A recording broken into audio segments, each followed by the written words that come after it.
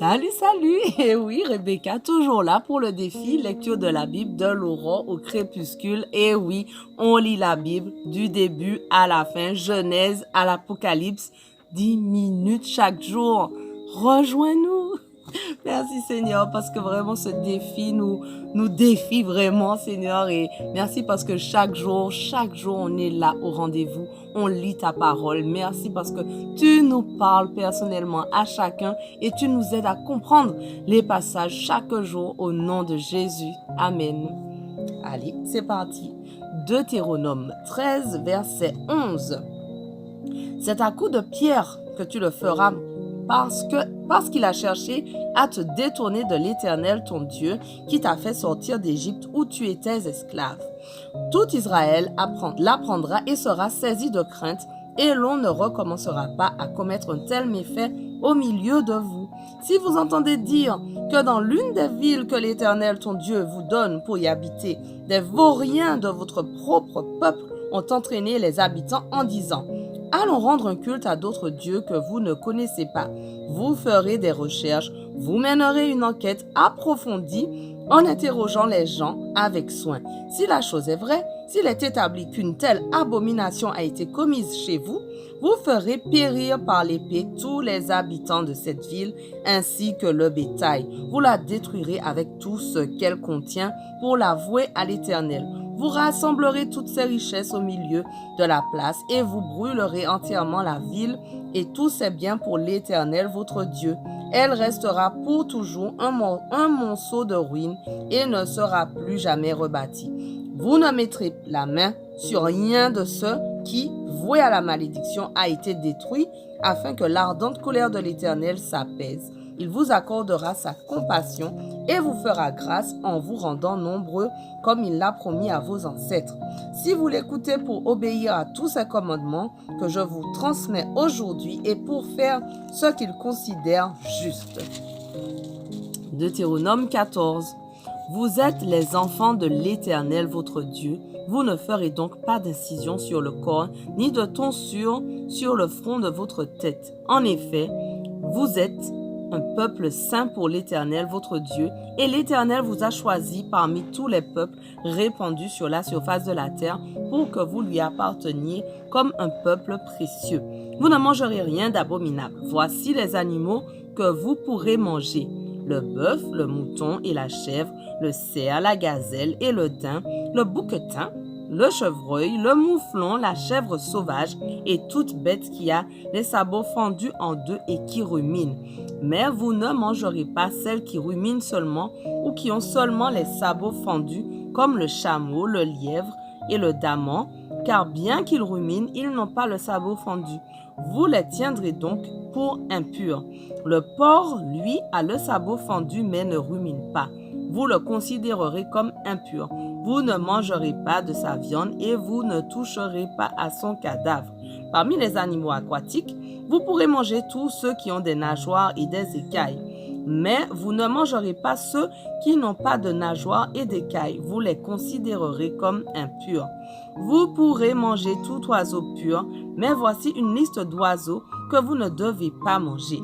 L'aigle, la gypaète, le vautour, la buse, le faucon, toutes les diverses espèces de milans, toutes les variétés de corbeaux, l'autruche, la chouette, la mouette et toutes les espèces d'éperviers, le hibou, le chat-huant et les fraies, le pélican, l'orfraie et le cormoran, la cigogne et les diverses variétés de hérons, la huppe et la chauve-souris.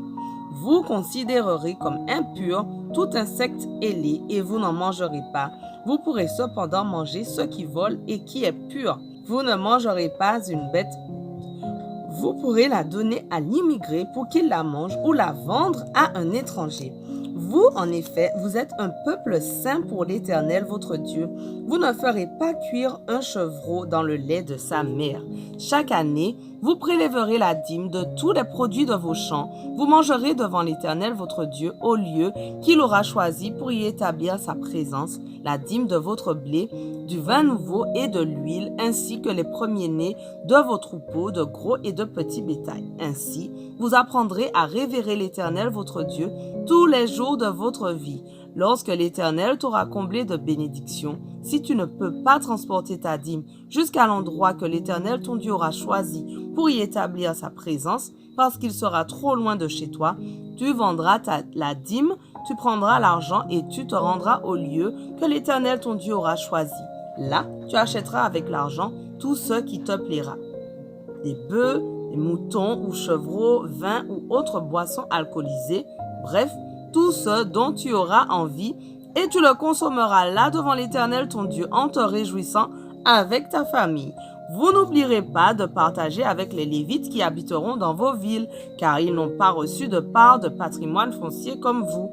Tous les 3 ans, vous prélèverez toute la dîme des récoltes de cette année-là, et vous la déposerez à l'intérieur de votre ville. Alors les Lévites qui n'ont pas de part de patrimoine foncier comme vous, viendront ainsi que les immigrés, les orphelins et les veuves qui habitent dans votre ville. Et ils mangeront à satiété. Alors, l'Éternel, votre Dieu, vous bénira dans tous les travaux que vous entreprendrez. Deutéronome 15. Tous les 7 ans, vous remettrez les dettes. Voici ce qui concerne cette remise de dettes.